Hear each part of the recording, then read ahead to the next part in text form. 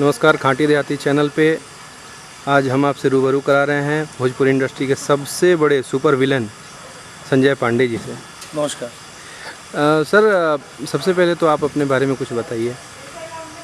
मैं यूपी का रहने वाला हूँ और मेरी पढ़ाई लिखाई सब एमपी में हुई है। मध्य प्रदेश में एक शहर है कटनी, और उसके बाद वहीं से थिएटर किया मैंने, भोपाल मध्य प्रदेश से। घर मेरा वैसे आजमगढ़ है, पैदाइश मेरी यूपी के गाज़ीपुर ज़िले की है। वहीं से भोपाल से थिएटर किया, फिर वहाँ से बॉम्बे गया सन 2000 में। फिर वहाँ से करियर की शुरुआत हुई मेरी सीरियल्स के बाद फिर भोजपुरी में आया 2001 में। फर्स्ट भोजपुरी फिल्म की कहिया डोली लेके आई। उसके बाद लगातार 2007 तक तकरीबन 9 फिल्में की हैं, 8-9 फिल्में। देन 2 साल का गया था। फिर उसके बाद 2010 में मेरी फिल्म आई दीवाना से कम बैक का जैसे। दीवाना के बाद फिर रेगुलर फिल्में कर रहा हूँ। सर, काफ़ी लंबे समय से आप भोजपुरी इंडस्ट्री में हैं, तो आपको क्या लगता है दर्शकों का टेस्ट बदला है या वैसे ही है? ऑब्वियसली टेस्ट बदला है दर्शकों का, क्योंकि मैं शुरुआत में दर्शकों के लिए एक भोजपुरी भाषा का लगाव था, उनका अपनी भाषा में फिल्में देखने का एक आकर्षण था। तो उस वक्त वो अच्छी बुरी की पहचान नहीं थी उनके अंदर सिर्फ एक आकर्षण था अपनी भाषा का, कि हमारी भाषा में भी फिल्में आ रही हैं। तो वो कोई भी फिल्म होती थी, अच्छी हो या बुरी हो, उस वक्त ज़्यादा फिल्में हिट हुई हैं। अब फिल्में हिट होना कम हुई हैं, इसलिए क्योंकि अब वही ऑडियंस हमारी जो है वो सतर्क हो गई है। उसको हमने इतनी सारी फिल्में दे दी हैं, अब वो कंपेयर करती है अच्छी और बुरी फिल्मों के बीच में। तो सीधी सी बात है, ऑडियंस तो बदली है। सर, इंडस्ट्री में जितने भी टॉप लेवल के हीरो हैं या मतलब छोटे से बड़े हर लेवल के हीरो के साथ आपने काम किया है, तो इसमें सबसे ज़्यादा मज़ा सर आपको किसके साथ काम करने में आता है? सबका अपना अपना एक्सपीरियंस है हर हीरो के साथ। ज़्यादा फिल्में मेरी दिनेश लाल के साथ आई हैं, उनके साथ मैं बहुत कंफर्टेबल होता हूँ। खेसारी जी के साथ भी कंफर्टेबल होता हूँ, पवन सिंह के साथ भी की फिल्में हैं। बट मेरी जोड़ी सबसे ज़्यादा हिट हुई है दिनेश जी के साथ, क्योंकि वो फिल्में बड़ी सुपर हिट हुई हैं। राजा बाबू हो, मेरा हिंदुस्तानी हो, मेरा हिंदुस्तानी 2 हो, और इस तरीके से मृत्युंजय, दीवाना, साथ सहेलियाँ, दुश्मनी, बहुत औलाद, बहुत सारी फिल्में हैं। मुझे ऑडियंस पसंद करती है उनके साथ। सर, आपको देखने से कहीं से ये नहीं लगता कि आप एक विलन हैं? मतलब देखने पे कभी कभी ऐसा लगता है कि आप हीरो भी ये हैं, तो कभी आपको लगता है कि काश आप इंडस्ट्री में एक हीरो के रूप में जाने जाते हैं? नहीं, ऐसा कुछ कभी नहीं लगा मुझे, क्योंकि मैं सोच के ही आया था कि मुझे विलन करना है। मैं ऐसा नहीं कि हीरो आया था बनने और विलन बन गया, या हीरो के बाद विलन बन गया, हीरो में नहीं चला, ऐसी कोई बात नहीं है।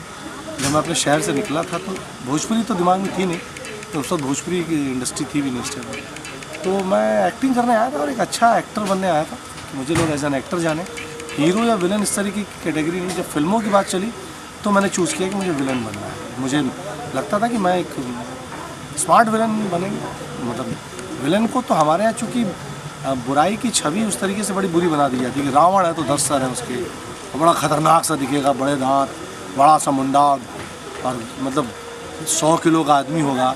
ऐसा नहीं है। आप देख लीजिए तो जो वर्ल्ड में, इंडिया में जिन्हें हम एक विलन कह सकते हैं, या जो माफिया डॉन है, या जो तथाकथित लोग कहे जाते हैं कि ये एंटी सोशल हैं, उस तरीके के लोगों को देखिए तो उसमें हैंडसम लोग हैं। उनके कारनामे बुरे होते हैं, इंसान के कर्म बुरे होते हैं। चेहरे से कर्म का कोई लेना देना नहीं। अच्छे चेहरे वाले भी बुरे कर्म करते हैं, बुरे चेहरे वाले भी अच्छे कर्म करते हैं। तो इस जो टिपिकल इमेज थी भोजपुरी में या इंडस्ट्री में, मैं उस इमेज को ब्रेक करना चाहता था इसी फेस के साथ। लोगों ने एक्सेप्ट शुरू में नहीं किया, प्रोड्यूसर्स ने भी नहीं किया। उन्हें लगता था मैं हीरो के लिए मिलने आया उनसे। जब मैं बताता था कि मैं विलन करना चाहता हूँ तो लोग थोड़ा शॉक्ड होते थे, आप विलन करेंगे? मैंने कहा हाँ मैं, पर आप तो मासूम दिखे हैं। मैंने किसी मासूमियत के साथ मैं एक्सेप्ट कराऊँगा, और मैंने एक्सेप्ट कराया। आज मेरी लगभग 145 फिल्म्स हो चुकी हैं, और ऑडियंस ने मुझे टचवुड इसी फेस के साथ, इसी क्यूटनेस के साथ एक्सेप्ट किया। सर, आप नए कलाकारों को क्या कहना चाहेंगे? नए कलाकारों को यही कहना चाहूँगा कि दोस्त थोड़ी मेहनत करें। आपके सपने और आपकी मेहनत में कोऑर्डिनेशन में थोड़ा कमी है। सपने तो आपके बहुत बड़े हैं, उस हिसाब से मेहनत आपकी ज़ीरो है। सिर्फ सपने देखने से सपने पूरे नहीं होते हैं, और चूँकि अब बहुत इंटरनेट का ज़माना है, सारी चीज़ें फास्ट है। संजय पांडे भी और रवि किशन भी और दिनेश लाल यादव भी उनको फेसबुक पे मिल जाते हैं, उनसे चैट भी कर लेते हैं। तो चैट कर लेते तो उनको लगता है कि अब हम पहुंच गए वहाँ तक। ऐसे नहीं होता ना, फेसबुक से या यूट्यूब पे हमारे फिल्में देखकर या वैसे करके। हमारे ज़माने में बहुत दूरी थी, हम मतलब हम तो देख भी नहीं पाते थे उस समय। आज के ज़माने में वो दूरी कम हो गई है बिकॉज ऑफ इंटरनेट। तो लोगों को आसान लगता है, तो लोगों की अपनी मेहनत कम हो गई। वो थिएटर ज्वाइन नहीं करना चाहते, वो सीढ़ियों से नहीं आना चाहते, वो लिफ्ट के थ्रू आना चाहते हैं। तो एक लाइन बहुत सही मैं बोलूँ कि ये मैंने भी सुनी थी, आपको भी बता दूँ कि सक्सेस का कोई शॉर्टकट नहीं होता। कला आपसे उतना समय लेगी जो उसे लेना है, चाहे आप किसी के बेटे हों, चाहे किसी के भाई हों। आर्ट में शॉर्टकट नहीं होता। सर, इंडस्ट्री के तमाम बड़े जो भी डायरेक्टर हैं उनके साथ आपने काम किया है और नए डायरेक्टरों के साथ भी काम किया है, तो क्या कभी आपको लगा कि नए डायरेक्टर के साथ जो है आपको काम करने में किसी प्रकार की कोई परेशानी हो रही है? नहीं, कभी कोई परेशानी नहीं। नए डायरेक्टर्स के पास नया थॉट होता है। पुराने डायरेक्टर्स जब वो एक रिसाइकिल वाला मामला है, आपकी एनर्जी और आपका सारी चीज़ें बहुत एक चेंज होता रहता है। नए लोगों के साथ एक फ्रेश एनर्जी होती है, उनकी नई सोच होती है। पुराने लोग कहीं जाकर रिजिड हो जाते हैं। हर इंसान की सोच एक समय पे जाकर रुकती है। तो पुराने लोगों के साथ थोड़ा सा ये प्रॉब्लम आता है कि एक समय के बाद जाकर वो रिजिड होते हैं। नए लोग फ्रेश आइडिया के साथ आते हैं, आपके आइडिया को भी वो एक्सेप्ट करते हैं, आप भी उनके आइडियाज़ को एक्सेप्ट करते हैं। तो ये एक प्रकार से बड़ा वो होता है। और मैं कभी किसी के साथ काम करता हूँ तो मेरी एक बहुत अच्छी आदत कही है या बुरी आदत कही है, मैं ये सोच कर आता ही नहीं हूँ कि मैंने इतनी फिल्में पहले कर ली।